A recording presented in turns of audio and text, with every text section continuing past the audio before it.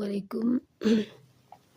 अच्छा, जो हमारा टॉपिक है वो हमारे पास organ and organ system in plants. हम जो चैप्टर पढ़ रहे हैं इसमें हमने सबसे पहले लेवल ऑफ ऑर्गेनाइजेशन के बारे में पढ़ा है कि डिफरेंट लेवल्स होते हैं। ठीक है, वो लेवल जो है आपस में ऑर्गेनाइज होते हैं तो एक पूरा ऑर्गेनिज्म बनता है। फिर उस ऑर्गेनिज्म के बाद बनने के बाद हमने फिर कुछ इमर्जेंट प्रॉपर्टीज़ पढ़ी। उसके बाद अब हमने ऑर्गन्स, डिफरेंट ऑर्गन के बारे में पढ़ना है और ऑर्गन सिस्टम के बारे में पढ़ना है, एनिमल्स और प्लांट्स के।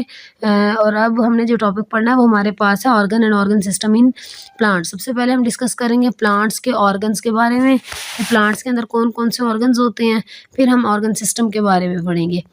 ठीक है, अगर हम ऑर्गन की बात करें तो प्लांट्स के अंदर डिफरेंट ऑर्गन्स हैं। रूट्स आ जाती हैं, स्टेम्स आ जाते हैं, लीव्स आ जाते हैं, फ्लावर्स हैं, ये सारे प्लांट के ऑर्गन हैं। फिर जो अपर पार्ट है ना, ज़मीन से ऊपर वाला जो पार्ट है जिसमें स्टेम, लीव्स और फ्लावर्स आते हैं, ये मिलके रूट सिस्टम बना लेते हैं। और जो रूट्स होंगी वो मिलके वो जो लीव, स्टेम और फ्लावर होंगे वो शूट सिस्टम बनाएंगे। और जो अंडरग्राउंड पार्ट होगा वो रूट सिस्टम बनाएगा। और ज़मीन से ऊपर वाला शूट सिस्टम बनाएगा, ज़मीन से नीचे वाला रूट सिस्टम बनाएगा। ये दो सिस्टम होंगे जो इन डिफरेंट ऑर्गन्स के मिलने से, यानी रूट के डिफरेंट ऑर्गन मिलेंगे तो रूट सिस्टम बनेगा, और शूट के यानी अपर एरियल पार्ट के जो ऑर्गन मिलेंगे वो मिलके शूट सिस्टम बनाएंगे। लेकिन सबसे पहले हमने ऑर्गन्स को स्टडी करना है कि प्लांट्स के अंदर कौन कौन से जो हैं डिफरेंट ऑर्गन्स जो हैं वो मौजूद होते हैं, जो डिफरेंट फंक्शंस जो हैं वो परफॉर्म करते हैं। अब हम ऑर्गन्स की बात करें, प्लांट के अंदर डिफरेंट ऑर्गन्स मौजूद होते हैं। जिस तरह हमारे पास रूट आ गया, स्टेम आ गया, लीव्स और फ्लावर्स वगैरह आ जाते हैं।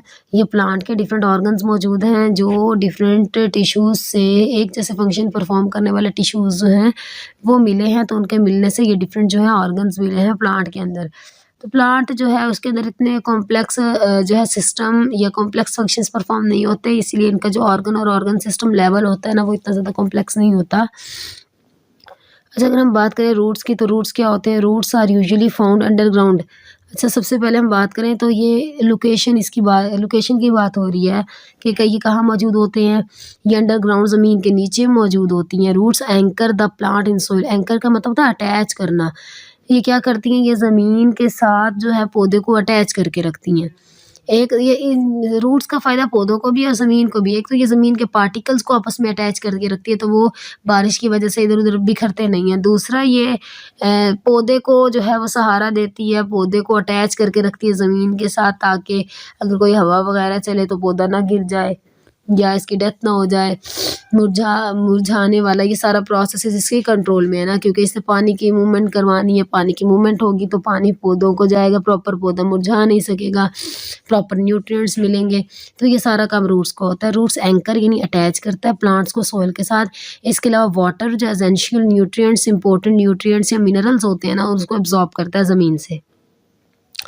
रूट जो है वो स्टोर भी करता है न्यूट्रिएंट्स को that the plant uses for their growth. यानी प्लांट ने अपनी ग्रोथ के लिए जो न्यूट्रिएंट्स को दोबारा या बाद में यूज़ करना होता है ना, रूट जो है वो उसको स्टोर कर लेता है। पहले तो रूट का लोकेशन आ गई है कि अंडरग्राउंड होता है। फिर इसके फंक्शन है, इसके तीन फंक्शन बताए गए हैं। पहला फंक्शन ये प्लांट्स को एंकर करता है सॉइल के साथ। दूसरा फंक्शन है कि ये वाटर और न्यूट्रिएंट्स को एब्जॉर्ब करता है। और तीसरा फंक्शन है कि ये स्टोर भी करता है न्यूट्रिएंट्स को ग्रोथ के लिए।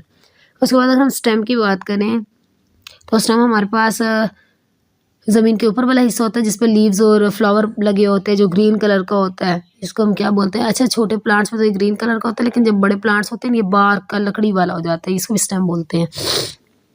Stem support leaf. स्टेम के अंदर स्टेम लीव्स को सहारा देता है, फ्लावर्स को, फ्रूट्स को। इसके अलावा स्टेम के पास वस्कुलर टिश्यूज़ भी होते हैं। वस्कुलर टिश्यूज़ दो टाइप के होते हैं, एक जाइलम और एक फ्लोएम होता है। ये वैसे रूट सिस्टम में भी होते हैं, रूट्स में भी होते हैं ये जाइलम और फ्लोएम। जाइलम जो है वो और फ्लोएम ये ट्यूब लाइक स्ट्रक्चर्स होते हैं। ये वाटर और जो फूड है उसको ट्रांसपोर्ट करते हैं प्लांट की पूरी बॉडी के अंदर। अब यहाँ लिखा हुआ है कि वस्कुलर टिश्यूज़ होते हैं, बस को ये क्या करते हैं? ये फैसिलिटेट करते हैं, ये सहूलत देते हैं। किस चीज़ की सहूलत देते हैं? वाटर को ट्रांसपोर्ट करवाते हैं, मिनरल्स को और न्यूट्रिएंट्स को रूट्स और लीव्स के दरमियान, क्योंकि ये रूट्स के अंदर भी वस्कुलर बंडल्स मौजूद हैं और शूट के अंदर भी वस्कुलर बंडल्स मौजूद हैं।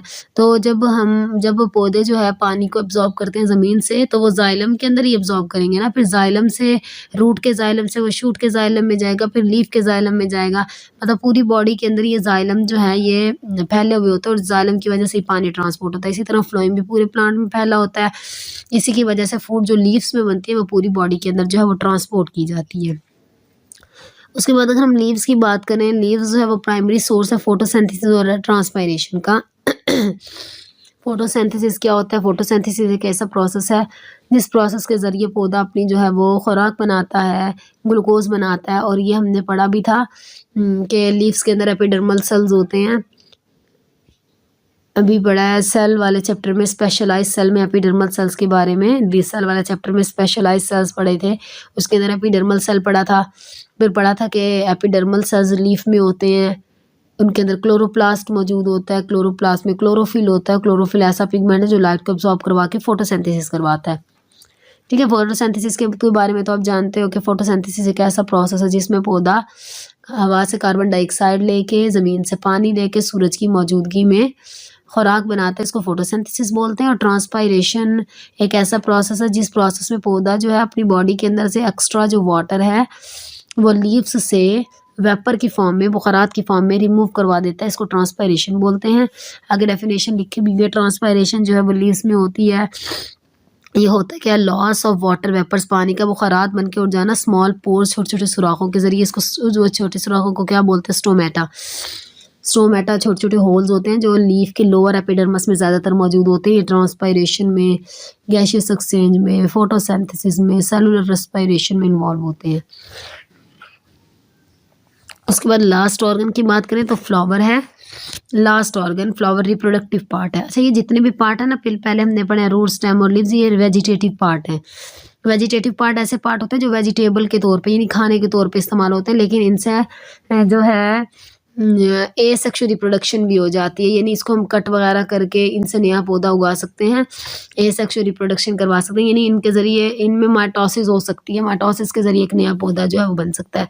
लेकिन अगर हम फ्लावर की बात करें, ये रिप्रोडक्टिव पार्ट है, यानी इसमें सेक्शुअल रिप्रोडक्शन होती है जिसके नतीजे में एक जो नया ऑर्गेनिज्म है वो बन सकता है। क्योंकि जो फ्लावर है उसमें मेल और फीमेल दोनों पार्ट्स होते हैं, वो गैमेट्स होते हैं, उनके फ्यूजन से एक जो है जाइगोट यानी एम्ब्रियो यानी आप बीज बोल सकते हो वो बनता है और उस बीज से एक नया पौधा बनता है। ये हमारे पास थे प्लांट्स के जो है ऑर्गन्स। अब नेक्स्ट क्लास में हमने पढ़ना है ऑर्गन की एग्जांपल में हमने लीफ पढ़ना है, लीफ एज एन ऑर्गन। अभी हमने पढ़ा ना कि ये डिफरेंट ऑर्गन्स होते हैं और हमने ऑर्गन पढ़ा भी है कि ऑर्गन टिश्यू से मिलके बने हैं। फिर अगली क्लास में ये स्टडी करेंगे कि किस तरह जो है वो लीफ एक ऑर्गन के तौर पे काम करता है, किस तरह ये डिफरेंट टिश्यूज से मिलके बना है और वो डिफरेंट टिश्यूज जो अपना फंक्शन परफॉर्म करते हैं तो मिलके एक ऑर्गन का फंक्शन परफॉर्म होता है।